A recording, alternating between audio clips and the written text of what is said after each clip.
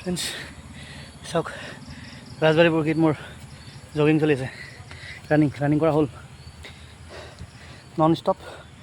10 পাক হেড দিলোঁ এপ্ৰক্সিমেট 3.5 কিলোমিটাৰমান হ'ব লগতে ৱাকিং আৰু 8:30 বাজিলে এতিয়া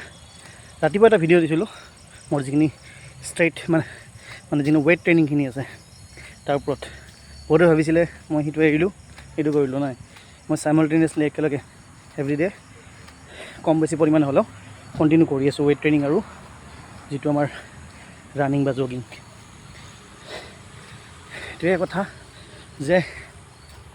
আপোনালোকে নিজৰ যদি স্বাস্থ্যৰ যত্নটো লৈ আছে লৈ থাকক কাৰণ স্বাস্থ্যৰ যত্ন লওঁ মই সদায় প্ৰতিটো ভিডিঅ'তে মই কওঁ নিজৰ স্বাস্থ্যটোৱে নিজৰ সম্পত্তি এইটোক ভালকৈ নাৰাখিলে আপুনি নিজৰ ঘৰখনক বেয়াকৈ ৰখা যেন হ'ব কাৰণ আপুনি যদি নাথাকে আপোনাৰ ঘৰখনৰ দুৰ্গতি হ'ব হয়নে নহয় স্বাস্থ্যটোৱে হৈছে আমাৰ মেইন ঘৰ এটা প্ৰধান ঘৰ হৈছে নিজৰ স্বাস্থ্যখন নিজৰ স্বাস্থ্যটো যদি আপুনি ঠিকে ৰাখিব পাৰে তেতিয়াহ'লে আপোনাৰ ঘৰখনৰ আপুনি সুস্থ ৰাখিব পাৰিব ঠিক আছে কথাখিনি মনত ৰাখিব আৰু নিজৰ স্বাস্থ্যৰ যত্ন লোৱাৰ